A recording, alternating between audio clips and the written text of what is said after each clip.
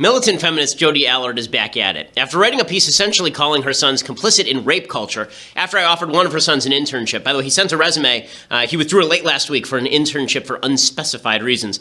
Allard has now written a follow-up attempting to explain herself. She wants to explain why writing nasty things about her children is not quote-unquote abusive. First, she explains, people are misinterpreting the terms rape culture and toxic masculinity. She doesn't mean that all men are potential rapists. She only means that society promulgates the belief that women are to blame for sexual violence and misogyny, while normalizing sexual violence and aggression. She also says toxic masculinity, it only means that society has visions of masculinity that are toxic. Yes, that is much better, Jodi. I'm sure your sons will be very, very grateful for your clarification. Then she moves on to her explanation about why she would invoke her own sons in attacking these pernicious structures. Here's what she writes, quote, with those definitions out of the way, it should be clear that discussing how particular men, even my children, absorb these cultural ideas is in no way abusing them. Well, she did a little bit more than that. Her original piece said this about her own sons, quote, I don't feel emotionally safe with them, and perhaps never have with a man, but it needs to be said because far too often we are afraid to say it. Those little boys grow into men who know the value of women, the value that's been ascribed to us by a broken system, and it seeps out from them in a million tiny, toxic ways. According to Allard, though, she's just educating her kids in the pages of the nation's largest newspapers. She said, I encourage my sons to reflect on their own cultural indoctrination into racism, sexism, ableism, etc., without shame. Without shame? In the pages of the Washington Post, she wrote, direct quote, my sons are part of the problem. That is not education. That is public shaming. She then reiterates her central contention that men always make women feel emotionally unsafe, which is kind of weird given the functioning relationships between billions of men and women in the history of the planet. But Allard contends, quote, the heartbreaking part is that even good men can't be fully or completely safe for women, even when they're our own flesh and blood. She concludes, quote, there's no doubt that writing about this journey opens my family up to examination and criticism. However, it's a bit absurd to suggest that my sons are the ones bearing the burden. Except that they are, which is presumably why one of her sons sent me a resume, even if he later withdrew from consideration. I'm Ben Shapiro. This is The Ben Shapiro Show.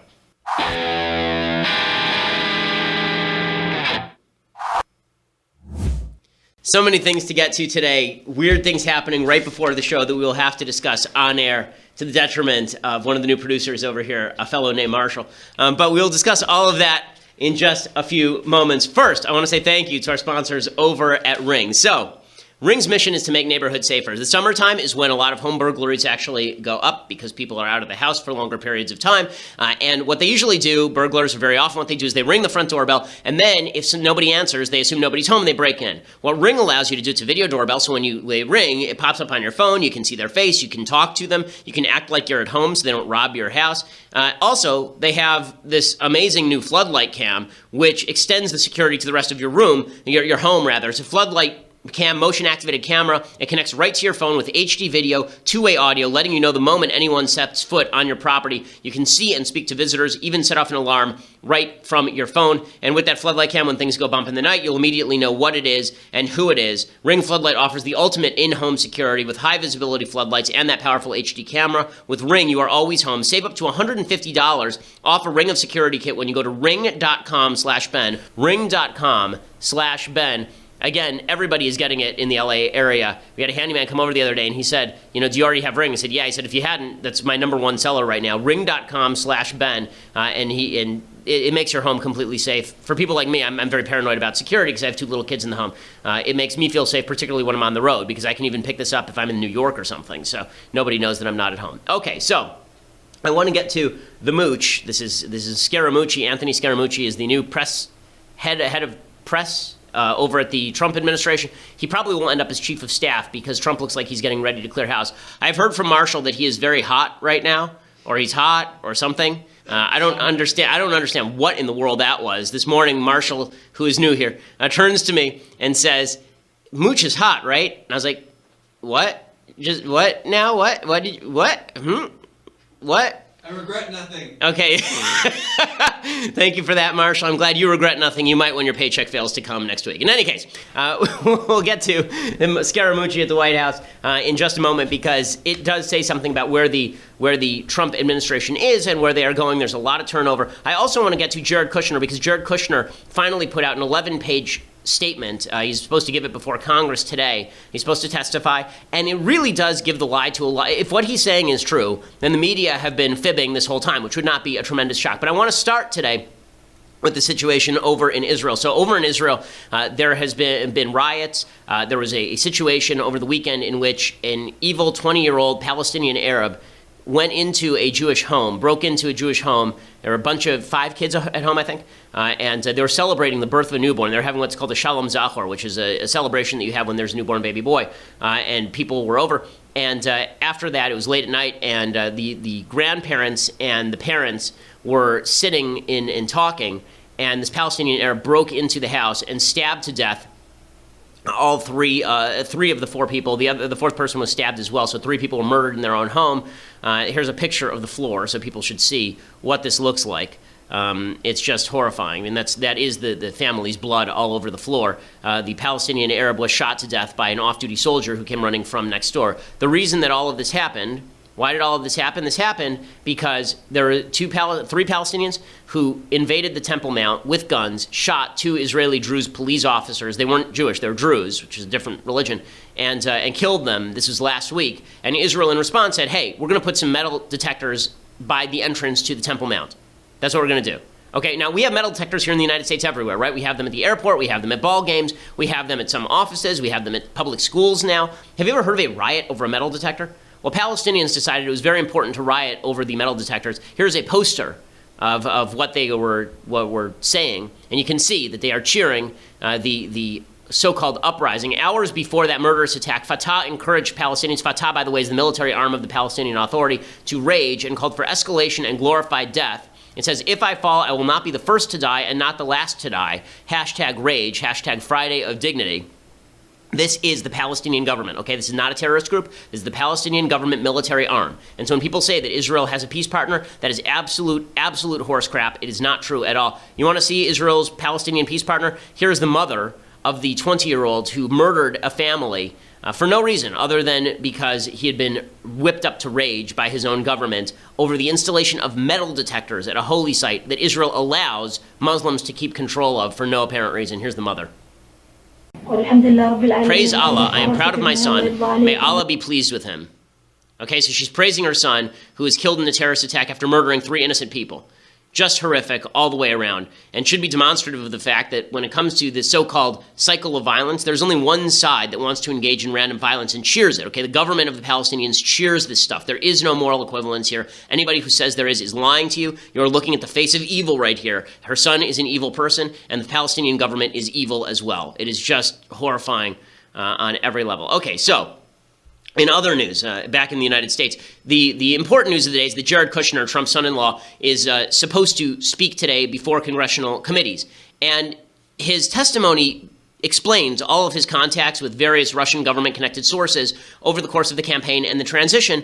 And it's very plausible. I mean, honestly, when I read it, I believe it. If absent extra evidence, absent external evidence of malfeasance or bad action, I'm not seeing anything here that suggests to me anything nefarious between Kushner and the Russian government, for example. Now, there are apparently some financial relationships between the Trump organization and Russian government sources. I'll talk about that in a second. But Kushner's full-scale summary of what exactly happened here is worth going through because the media is giving you the headline, but they're not giving you the truth.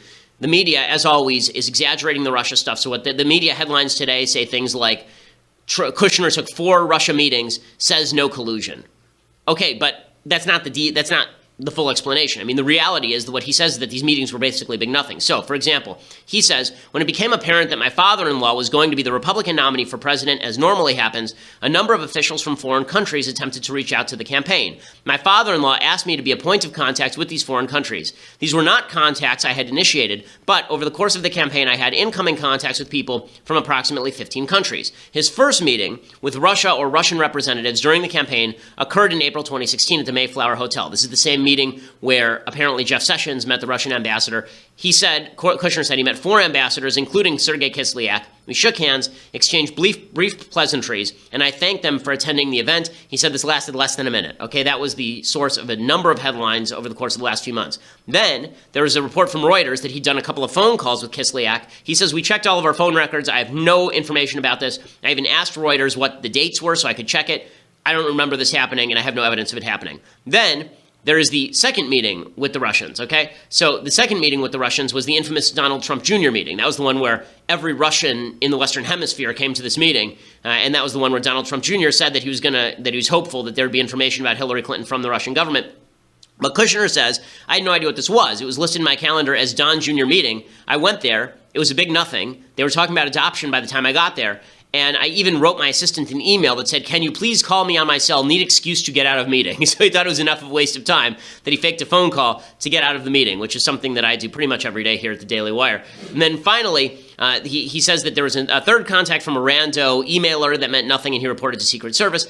Then there was a meeting on December 1st at Trump Tower with Kislyak and Michael Flynn. And this is the one that a lot of people are circulating around. At that meeting, Kislyak said he wanted to address U.S. policy in Syria and that he wanted to convey information from what he called his generals. Kislyak told Kushner the generals couldn't make it over to the United States and wanted to use a secure line in the transition office. Kushner said there was none and asked if they had an existing communications channel at the embassy we could use where they would be comfortable transmitting the information they wanted to relay to General Flynn. So, as you recall, there was a big story about how Kushner wanted to set up a secret back channel to talk with the Russians from the Russian embassy, and it was such a weird suggestion that even the Russians were taken aback by it. Well, apparently what this basically is, it sounds like Kushner is just an idiot, right? Kushner said, they said to him, do you have a secure line? He said, no. Do you have a secure line? And that was the extent of the conversation. And so, does that sound like something nefarious? No, it doesn't. And then finally, December 13th, Kushner said he met with a person named Sergei Gorkov, who said he was a banker, at the request of Kislyak. Here's Kushner's account of the meeting. The meeting with Mr. Gorkov lasted 20 to 25 minutes. He introduced himself and gave me two gifts. One was a piece of art from Nivgorod, the village where my grandparents were from in Belarus, and the other was a bag of dirt from that same village, which is an awesome gift. I've tried it with my wife. I just go out to the garden, get a garbage bag, put some dirt in it. I'm like, happy anniversary, sweetheart. Any notion that I tried to conceal this meeting or that I took it thinking it was in my capacity as a businessman is false. In fact, I gave my assistant these gifts to formally register them with the transition office. That's got to be fun. You walk in with the transition office, you're like, one bag of dirt. Okay, so after that, he told me a little about his bank and made some statements about the Russian economy. He said he was friendly with Putin, expressed disappointment with U.S.-Russia relations under Obama, and hopes for a better relationship in the future. There were no specific policies involved, and no time was there any discussion about my company's business transactions, real estate projects, loans, banking arrangements, or any private business of any kind. At the end of the short meeting, we thanked each other, and I went on to other meetings. It's interesting here, the one thing he doesn't say is that there was no talk about Trump's investments because Gorkov leads up a bank called VEB, which is a Russian bank under scrutiny by U.S. investigators that financed a deal, this is according to the Wall Street Journal, that financed a deal involving Trump's one-time partner in a Toronto hotel tower at a key moment for the project. So the Gorkov, of all the meetings, the Gorkov one is the most suspicious, but none of them is enough to really raise tremendous hackles at this point, absent any sort of outside information, which suggests that the media have been blowing everything out of proportion. Now, the big question here is why Kushner didn't just come out and say this a while ago, right? I mean, if it's so innocent, then why wouldn't Kushner just come out and spill this, right? All these stories came out months ago. He could have just said, that meeting with Kislyak, here's what I said. Not a big deal. Calm down. Instead, they let this simmer and rage for months at a time. And again, there have been too many updates in the recent past about things that Trump and his team have said for us to take everything at face value, but this is a very plausible story. I don't see anything here that looks suspicious. And again, there's no evidence that Kushner, at least, was colluding with the Russians. Meanwhile, President Trump is feeling more and more under siege, and you can see that. He's very angry because he feels like people are not defending him enough. Now, it's hard to defend the president and his son after his son says things to the Russian government like, I love it, in an email exchange in which they offer support to him. It's hard to defend Trump from that. It's hard to defend Trump when Trump care falls through. Right? I mean, these are things that are hard to defend. It's hard to defend him on Syrian policy. I'm happy to defend him where I think he's doing the right thing or where I think that the media have been lying about him. So that's why I'm defending him on the Kushner stuff, because I see no evidence that Kushner is lying. And so the media's attempt to play that as Kushner is some sort of nefarious Russian source, I think is a bunch of nonsense. That's not stopping Trump, though. He's tweeting out how he feels really under attack. I don't like the whiny stuff from the president. He's the most powerful man on earth. He has a bully pulpit at his disposal that no person in the history of mankind has had. And yet he's treating this as though he's a victim. He says, as the phony Russian witch hunt continues, two groups are laughing at this excuse for a lost election taking hold. Democrats and Russians. Okay, that's fine. That doesn't bother me. This is the part that bothers me. He says, it's very sad that Republicans, even some that were carried over the line on my back, do very little to protect their president. Okay, first of all, the idea that that it is Republicans' job to, quote unquote, protect the president when it is his job to tell the truth about things does not seem to me correct. Also, this idea that Trump carried people over the line. There's legitimately maybe one guy in the United States he carried over the line electorally, maybe Roy Blunt in Missouri. Every other race, Trump ran behind Senate candidates and congressional candidates. In fact, Trump was a drag on the ticket a little bit. That's just the statistical fact. So this idea that everybody should be very grateful to him for their jobs is just not true. And again, it's whiny. Like, if you have something that you want to say, just say it. He says it's hard to read the failing New York Times or the Amazon Washington Post because every story opinion, even if it should be positive, is bad. Again, I agree with all this stuff, but it's getting boring at this point. I think that, the fact is that all these newspapers have always been against Republicans. And finally, he says, if Republicans don't repeal and replace the disastrous Obamacare, the repercussions will be far greater than any of them understand. Yeah, I don't even know what that means. I don't know what the repercussions are supposed to be, and he hasn't proposed a plan. So, again, Mr. President, please buckle down to business and stop with the world's tiniest violin routine. One of the things that I said when they appointed a special prosecutor on all this Russia stuff is now would be a good time to shut up. Just stop. Just stop talking, right? Now would be a perfect time for you to sit back, let the investigation take place. You can say, listen, it's moving forward. I'm not at liberty to discuss it. Nobody's at liberty to discuss it. He's doing what he's going to do. It'll be what it's going to be. End of story. Instead, it continues to foment, and it continues to foment because Trump insists on doing stuff like this. For people who think that this is the sort of fighting back that we need, let me just ask why this is productive. Like, his base, I understand, is very enthusiastic about all of this, but I don't understand why this is productive in forwarding his point of view. Like, we all understand where he stands on this stuff, right? We all get it. But Trump is starting to create an administration that is solely designed around guarding him personally and guarding his ego personally, and that's not how things are going to get done. For people who want things to get done, who want him to be a good president, and yes, things have to get done in order for him to be a good president, he's going to need to focus less on defending his own ego and more on promulgating policy that people like. He's doing some good things. I mean, I talked about this last week. The regulatory cuts, the fact that there's a 16-to-1 ratio between regulations that are being cut and new ones that are being imposed, that's a really good thing. More of that, more judicial appointments, more cabinet appointments, more tax policy. Right? There are lots of things that Trump could be doing right now, more religious freedom legislation. There's lots of good things that are very important that Trump should be doing right now. They're not getting done because Trump is engaged with Trump. And I think the Scaramucci appointment is some of that for sure. I'm going to discuss the Scaramucci appointment in just a second, the world's hottest man according to Marshall. But before I get to any of that, I first want to say thanks to our sponsors over at 5-4 Club. So, this is awesome. Looking good does not have to cost you a ton of money. 5-4 Club is revolutionizing the way people shop because the way that it works is they send you each month a curated box of 2 to 3 items that are handpicked to match the current season and your style. You go on their website, you kind of pick your style, what you like to look good in. They've been helping men with fashion for over 15 years, and they ship to over 100,000 men every month. They know what they're doing. 5-4 Club will help you build your wardrobe 1 month at a time. Right now, you get $120 worth of clothes for just $60 a month, and you can pause or cancel at any time, so it's no commitment. You also receive 50% off, up to 50% off items in their online shop and access to exclusive members-only items, free shipping, and size exchanges, so you make sure that you get the best clothes that you can. Again, it doesn't cost you a fortune to look good. These are all items that look like name brand products. You just don't have to pay the extra markup for the name brand. Go to 54club.com right now and enter promo code Ben. You have to spell out the number, so it's FIVEFOUR club.com, promo code Ben. When you do that, they will give you 50% off your first month's package, plus a free pair of sunglasses. That's a pretty solid deal just for signing up. 54club.com right now. Enter that promo code Ben. 50% off your first package. 54club.com, promo code Ben. And again, it's FIVEFOUR club.com. And you use that promo code Ben. And that's how you get to look excellent, because that's what the ladies actually enjoy, apparently. I've been told this. Okay, so Anthony Scaramucci is the new White House Communications Director. Sean Spicer is out. That broke very late breaking news on Friday. So here are a few things you need to know about Anthony Scaramucci. And this is indicative of where the administration is going to go. Anthony Scaramucci gives lots of money to Democrats. Now, that's not a shock. Trump gave lots of money to Democrats. But until 2010, he maxed out for Obama in 2008. He gave money to a bevy of Democrats. He is a Wall Street hedge fund manager. He's sort of mini Trump.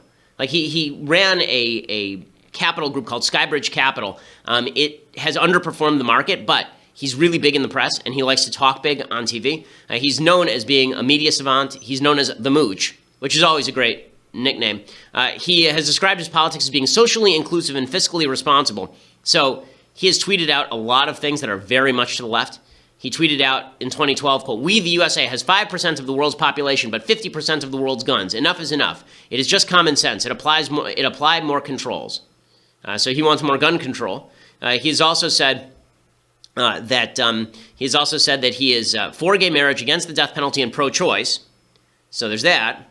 He says he favors a plan that provides universal health care, but better than Obamacare. He was critical of Trump in 2015. He had to apologize to Trump, actually. And now he's become a very ardent supporter on Trump. Over and over, he has defended Trump.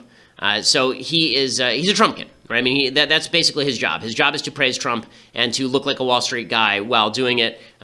My own assessment of his hotness is that, as Marshall was asking, my own assessment of his hotness is that, as someone online said, he looks like an extra from The Wolf of Wall Street who wouldn't stop badgering Leo DiCaprio for a selfie. That's sort of the feeling that you get from Anthony Scaramucci. He did a good job in his first press conference because he's much smoother than Sean Spicer. He certainly reflects Trump a lot better than Sean Spicer, and he is not afraid to kiss a little Trump ass. That is for sure. So this is an astonishing clip. So this is Scaramucci from the press conference on Friday. And here is Scaramucci praising Trump in terms that would make Kim Jong-un blush. But here's what I tell you about the president. He's the most competitive person I've ever met. Okay, I've seen this guy throw a dead spiral through a tire. I've seen him at Madison Square Garden with a top coat on. He's standing in the key and he's hitting foul shots and swishing them. Okay, he sinks 3-foot putts. I don't see this guy as a guy that's ever under siege. This is a very, very competitive person. Obviously, there's a lot of incoming that comes into the White House, but the president's a winner. Okay, and what we're going to do is we're going to do a lot of winning.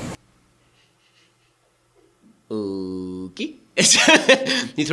I've seen this guy. I mean, it does sound like a Kim Jong-un promo. Like, for a while, in North Korea, they were saying that Kim Jong-un held the lowest score ever in golf, that he had scored an 18 in golf, that he had 18 holes in one. Like, this is part of the legend of Kim Jong-un. He has a unicorn lair, and he scores 18 in golf because every hole is a hole in one. That's basically Anthony. I've seen him throw a spiral right through a tire. I mean, he just goes out there like Brett Favre in his Wrangler jeans in his off days. I mean, the man can throw it 70 yards on a dime, boom, hit the guy right in the hands. It's unbelievable. And when he plays basketball, I mean, he's got a hook that would make Kareem just blush. He's incredible. You see him on the offensive glass pounding those boards? Incredible. Have you ever seen him in baseball? He throws 173 miles an hour, and that's his curve. He's unreal. Okay, it's just like, what?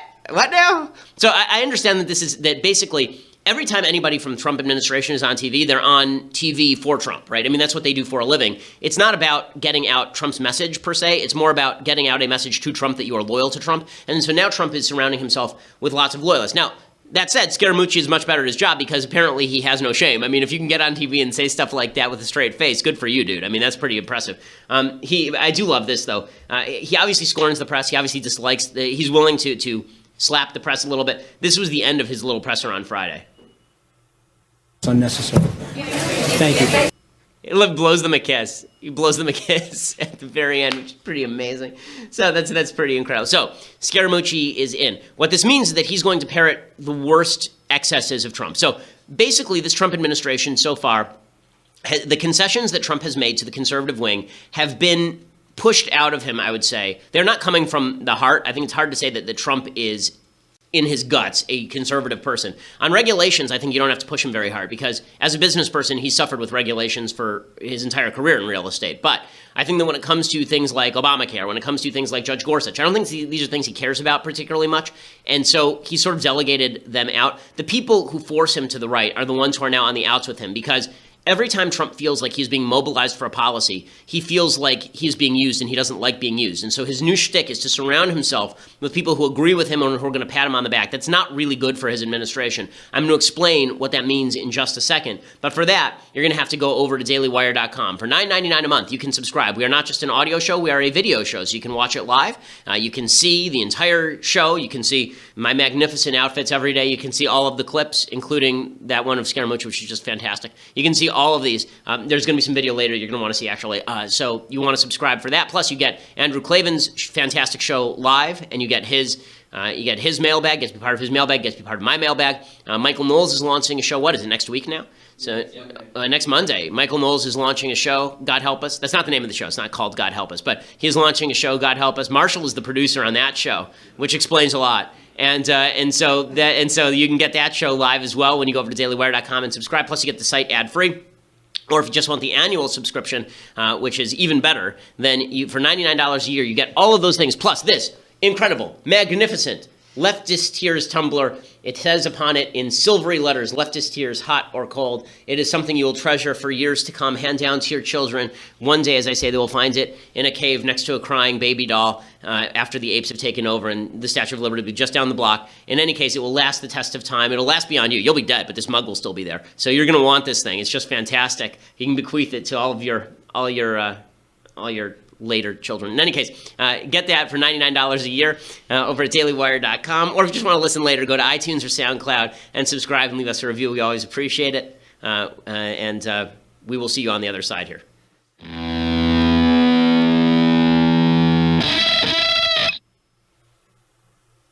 So this morning, when I say that Trump is looking to make some changes in his administration, there are rumors today that Rex Tillerson, the Secretary of State, is going to be out by the end of the year. That would be a good thing, because Rex Tillerson sucks as Secretary of State. He was a crappy pick in the beginning. I opposed his pick in the beginning, and so that would be a good move. A bad move, however, would be getting rid of Jeff Sessions. So the fact is that that Jeff Sessions is one of the more conservative members of his administration. There's a reason Tucker Carlson and Ann Coulter are working on President Trump on this and trying to get him to back off of Sessions. But Sessions is a great case in point of what Trump is doing, right? Trump is angry at Sessions not because he thinks he's doing a bad job. I think Sessions is doing a bad job on asset forfeiture, on civil asset forfeiture, which is this idea that if you are picked up on a crime, the government can just seize your property, which is a crazy, crazy law. But Sessions has ramped that up.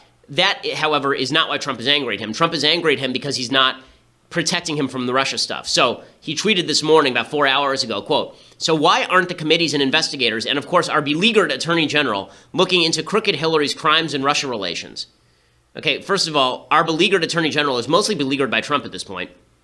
And this idea that he should be looking into crooked Hillary's crimes and Russia relations, President Trump is the one who pledged that Sessions would not do that if he was appointed. Plus, Sessions works for him, so he could just call him into the office and say, "I want you to investigate this, or I'm going to fire you." But he's basically just trying to push Sessions out at this point. He's angry at Sessions, as he said to the New York Times, because Sessions recused himself on the Russia stuff.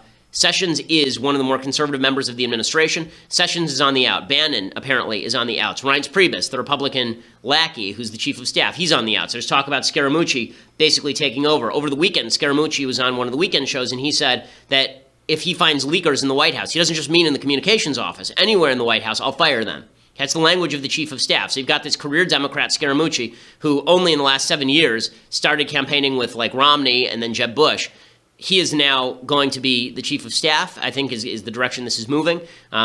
As I say, a lot of the conservative influences like Sessions are going to be out. There was a rumor this morning that Rudy Giuliani would be nominated for the post, another New Yorker. This is going to be the most New York administration in human history. I like Rudy Giuliani, but putting Giuliani in is just another person surrounding Trump who is going to not stop Trump from his own excesses. Scaramucci himself clearly is not going to do that. I mean, he was on one of the Sunday shows, and here was Scaramucci saying, this is just incompetence, actually. This is Scaramucci saying that somebody told him that the Russians didn't hack, and then when pressed, he gives an answer. Somebody said to me yesterday, I won't tell you who, that if the Russians actually hacked this situation and spilled out those emails, you would have never seen it. You would have never had any evidence of them, meaning that they're super confident in their deception skills and hacking. My point is, all of the information isn't on the table yet. But here's what I know about the president. Wait, Anthony. Let me finish. Well, you're making a lot of assertions here. I don't know who this anonymous person is that said that if the Russians had actually done it, we wouldn't have been able to detect it. But it is the unanimous. How about it was the president, Jake? Okay, it's the consensus of the intelligence community. He called me from Air Force One, and he basically said to me, "Hey, this is maybe they did it, maybe they didn't do it." Insane. Okay, so he starts off that conversation with, "I'm not going to tell you who it is, but it's the president." Okay, there's a problem with doing this. Okay, number one, it was an actual Russian talking point. The Russians are now confirming, and so are people in the room, that Putin actually said to Trump, if we had hacked, you wouldn't know about it because they'd be so good at it. And now Scaramucci is saying that Trump is repeating those talking points to Scaramucci. I understand that Trump is frustrated with the Russia stuff. Shut up, dude. It's not worth it, okay? Just pursue your agenda. You've got the Republican Party behind you. That's as much as you're going to have behind you at this point. You struggling like this is not going to be helpful. Scaramucci saying that he's humoring the president when the president says that there was no Russian hacking. Okay, the 4 top intelligence agencies, the DNI, the FBI, the CIA, all these places, right, say that there was Russian interference in the election. Not hacking election machines. It's not Russian election hacking, but there was a hack on the DNC perpetrated by the Russian government and disseminated by the Russian government in order to damage our electoral system. Okay, Scaramucci, is like, how is that helpful? Trump has spent the last several months battling this rumor that he doesn't actually think this happened, and so he's not taking the Russian threat seriously. And then Scaramucci goes out there and says, well, somebody said this to me. And Tapper goes, well, who? And he goes, Trump. Is this the mark of a brilliant communications strategist? I don't think so. And you see this permeating the communications, the communications team, is that there are the people who want Trump to say the right thing, and then there are the people who are just going to repeat whatever Trump tells them. So you have Scaramucci coming out and saying that he may not actually support the sanctions bill, and then you had Sarah Huckabee Sanders saying that Trump does support the sanctions bill. You had Scaramucci saying, we talked about pardons, and then you had Jay Sekulow saying pardons are not on the table, right? I mean, like, they're contradicting each other. Sekulow is his lawyer, so Sekulow is trying to protect him from himself. Here's Sekulow talking about the pardon issue. In that tweet stated something that's rather unremarkable, and that is that under the Constitution, under Article 2, Section 2, the president has the authority to pardon. But I want to be clear on this, George. We have not and continue to not have conversations with the president of the United States regarding pardons. Pardons have not been discussed, and pardons are not on the table. With regard to the issue of a president pardoning himself, there's a big academic discussion going on right now, an academic debate. You've got Professor Tribe arguing one point, you got Professor Turley arguing another point, and while it makes for interesting academic discussions, let me tell you what the legal team is not doing. We're not researching the issue because the issue of pardons is not on the table. Okay, so he says when the legal team isn't researching it, we're not really looking at it. Here's Scaramucci yesterday. Let's cut through it all, okay? You and I right here, let's cut through it all. You're basically saying that tweet is suggesting that the president is going to pardon himself and every one of his family members. I asked you. What are you suggesting? I'm saying he's not going to do that. No, Anthony, I am suggesting one thing. The president tweeted about pardons, and I'm asking you, who's he thinking about pardoning? That's all I'm suggesting. So why raise it? The president's thinking about pardoning nobody because it has been coming up a lot. There's an undercurrent of nonsensical stuff. Because he has asked advisors about it. No, come on, Jake. He's not allowed that. This is the problem with the whole system. He's the president of the United States. If I turn to one of my staff members at Skybridge, I ask them a question, they run out to the news media and tell everything that I'm thinking about. Is that fair to the president? Okay, so you're basically saying that Trump is talking about pardons. So, again, this is not, get your communication strategy in order, guys. And I think that the Trump administration, again, if you want it to be successful, you need him to hem it in, but that's not what's happening, right? Kellyanne Conway, everybody is now auditioning. It is The Apprentice. I mean, it really is. Everyone who's auditioning for a White House job is more interested in pleasing Trump on TV than in actually making sure that he implements policies that are going to make him worthy of re-election. Kellyanne Conway yesterday, he says you should be so happy that he's tweeting. I mean, come on, like, it's great that he's tweeting. But he also tweets a lot about television. You should be happy about that. You should be happy that we have such an engaged. You should be happy that we have such an engaged president. But, 99% of what the president does and says is not on Twitter. It's done in the Oval Office. It's done in his cabinet meetings with different cabinet members. Okay, that's fine, except for the fact that when she says you should be happy he's so engaged, this is what Trump tweeted this morning, quote, sleazy Adam Schiff, the totally biased congressman looking into Russia, okay, so far so good, spends all of his time on TV pushing the Dem loss excuse. And you're spending all of your time watching him on TV tweeting about it. Like, why is this useful? This is just not useful. Again, I would like to see some victories. Come on, okay, I was promised winning. Let's hear the winning. Where's the winning? Come on, let's do it, okay? And I don't mean winning like he stands there in his top coat and he makes shots from the top of the key. I mean like actual conservative wins that we can put our finger on and say this is why we elected Republicans to high office. And look, not all of that's his fault. Congress isn't doing its job. Congress is incompetent. This is why presidential leadership is necessary. Congress knows that there is no risk to them in avoiding Trump at this point, in just bucking Trump. Trump has to make it risky. Trump has to go out there and make the case for his agenda, and then he has to go out there and say to Congress, if you buck my agenda, there will be consequences. Okay, Obama did this. Even Bush did this. Trump isn't doing that right now, and it's very frustrating because he's letting Congress off the hook. Congress is letting itself off the hook. And Trump is more focused on surrounding himself with people who are going to agree with him. So Kellyanne Conway is spending time talking about Robert Mueller. Again, unless Trump is going to fire Robert Mueller, this is a waste of time. So maybe he will fire Robert Mueller. But if he fires the special counsel, all hell is going to break loose, because that will look like a cover-up. When you start firing the special counsel before the special counsel even comes up with anything, I mean, this is not good. And you can see the White House already paving the way for this. Here's Conway doing this routine. Why doesn't the president just want Mueller to prove that Trump is right, that Russia was a hoax? Why doesn't he just want Mueller to go ahead and confirm that for him? Well, isn't Mr. Mueller and his band of Democratic donors doing that? Aren't they trying to do that? Okay, so she's obviously claiming that Mueller is biased. Again, President Trump considered him for FBI director. Okay, so this is all, it's a waste. The reason, why does this matter? Why can't I just be happy? Why can't I just sit here and be happy? The reason I can't be happy is because the Democrats are sitting over here just waiting. Okay, the Democrats don't have to do anything. All they have to do is sit over here and wait for Trump to implode all over himself. And they are waiting in the wings with a policy that is going to be so horrible that is going to destroy everything that Trump is supposedly trying to build. Okay, so here is Chuck Schumer yesterday talking about what comes next for Obamacare. This is the Senate Minority Leader who, if he gets lucky, could be the Senate Majority Leader by 2018, and certainly has a very good shot at it by 2020 if things keep going this way. Here's Chuck Schumer, one of the world's worst leftists, talking about what the Democrats are going to do if they take power again. Then we're going to look at broader things. Single payer is one of them. So that is on the table? Medicare, well, sure, many things are on the table. Medicare for people above 55 is on the table. A buy-in to Medicare is on the table. Buy-in to Medicaid is on the table. Okay, so they're talking about a full-scale nationalization of the healthcare system, essentially, getting rid of insurance companies altogether, and instead, everybody would just work for the government, basically, and the government would decide what people are paid. This would completely destroy the American healthcare system as we know it, and they are talking about doing this openly now because Trump Care has failed, because Trump can't make the case, and I'm sorry, firing off a few tweets and riding around in a fire truck is not going to do it when your real focus is on Mueller and Scaramucci and the TV, and if somebody's on TV praising you in terms that are sycophantic enough for your liking. Okay, please, Mr. President, focus. Please, for the love of the country, please focus on pressing your agenda. Okay, I didn't vote for you, but you can prove me wrong. You proved me wrong with the election. You can prove me wrong again. Prove that you can do this job. Prove that you are capable of gaining the sort of wins that we were told you would gain. Not cursing at the media. Anybody can do that. Okay, it's not a hard job. Contrary to popular opinion, it's a very easy job. All I'm asking is that you give me some reasons to praise you, because I would like to do so. You're my president, okay? You're all of our presidents, even the people who don't like you.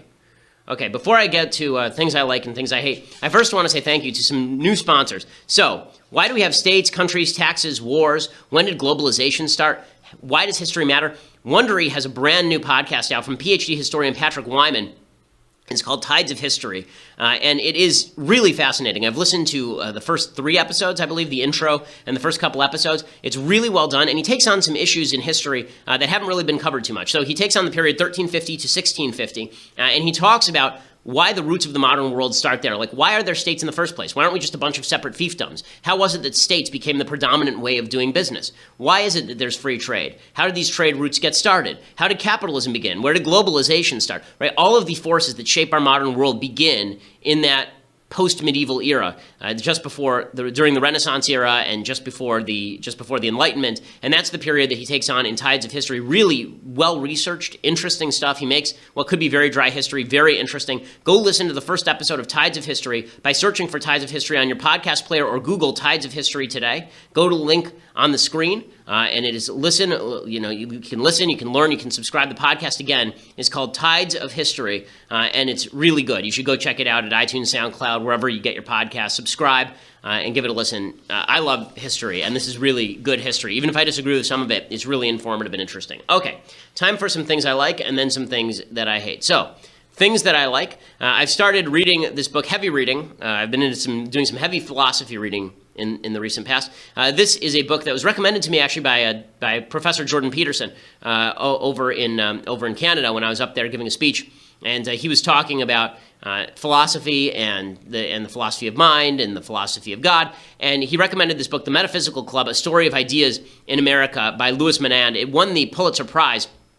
And it is a really interesting read, relatively easy read, actually. It's about four real thinkers at the beginning of the 20th century. Oliver Wendell Holmes, who of course is Supreme Court Justice, William James, who's the father of modern American psychology, Charles Sanders Peirce, who's been largely forgotten, but was a logician of the First Order, and John Dewey, who is sort of their intellectual heir and the father of the progressive movement. The reason this is important is because you can see how deeper philosophy is siphoned into what the left philosophy is today. John Dewey was the father of progressivism in the United States. You can't understand the modern-day Barack Obama Democratic Party without reading about John Dewey and his ideological forebears and why it is that the natural law philosophy of our founders was cast aside in favor of the legal positivism of people like Oliver Wendell Holmes and the progressivism of John Dewey. So you can check it out, The Metaphysical Club, really good read. Okay, other things that I like. This I thought was just a beautiful video. So there's a stepson who he was adopted, who his mother married his stepfather, an 11-year-old Tyler from Conyers, Georgia. He goes to his stepfather and reads him a letter and asks him officially to become his father via adoption. His stepfather has been in Tyler's life since the boy was 18 months old, first it was set up as though this was a baby shower, and then they start taping it. And here's Tyler reading a letter to his stepdad. Took me to my first day of school, brought my first bike, taught me how to ride a bike. You taught me how it counts. You correct me when I was wrong and picked me up when I was down. You gave me more than what I need. I know that we were supposed to be father and son. People even say I look like you. Dad, I have been your child and love since I remember, but I want to be your son illegally. Will you please adopt me?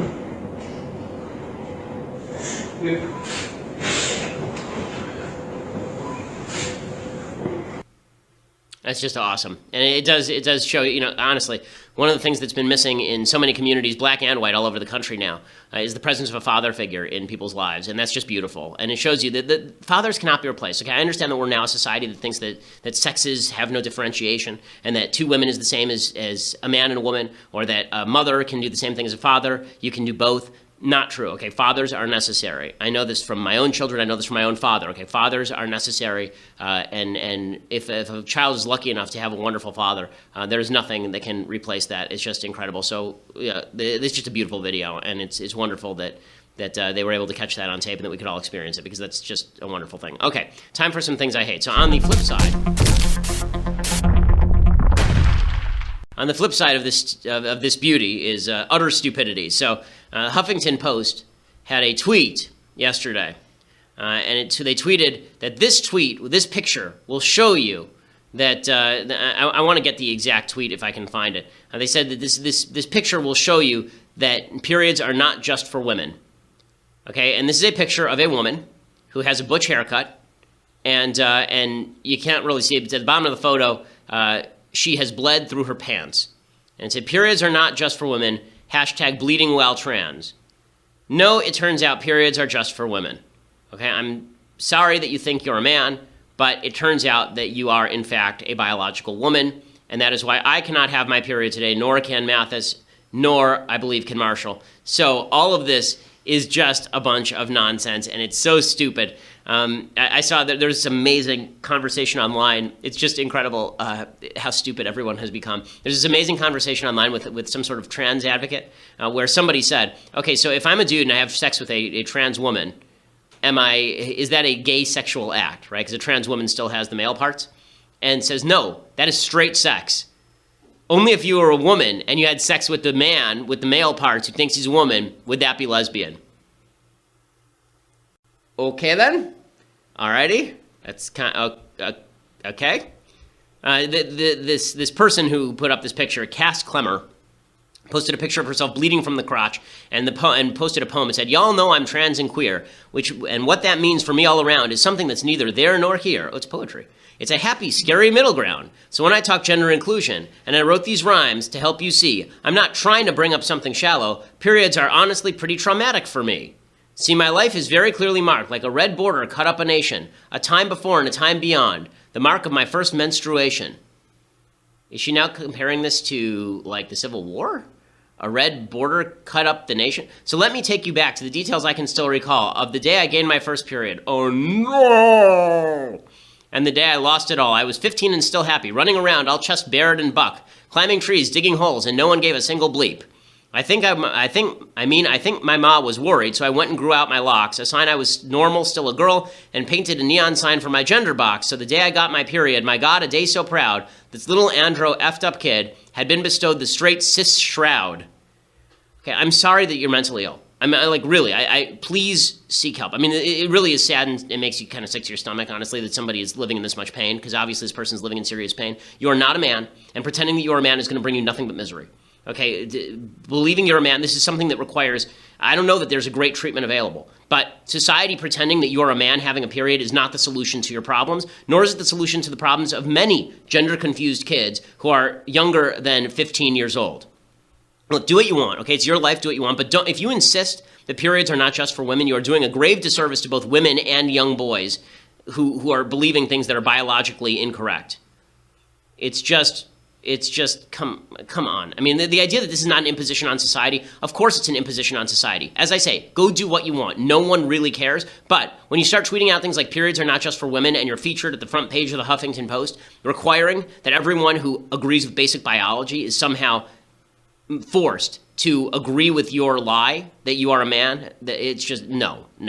Okay, other things that I hate, this is the final thing that I hate. So Richard Dawkins, who is an atheist, he has now been banned from Berkeley, California. There was a benefit event for KPFA, which is a listener-funded station in Berkeley, California. Tickets were snapped up ahead of the anti-theist planned talk on August 9th. They canceled the event because it turns out that he said some mean things about Muslims. They're fine with him saying mean things about Christians, but as soon as Richard Dawkins said some mean things about Muslims, it was all over, and KPFA canceled the event. They say they emphatically support serious free speech, but we do not support abusive speech.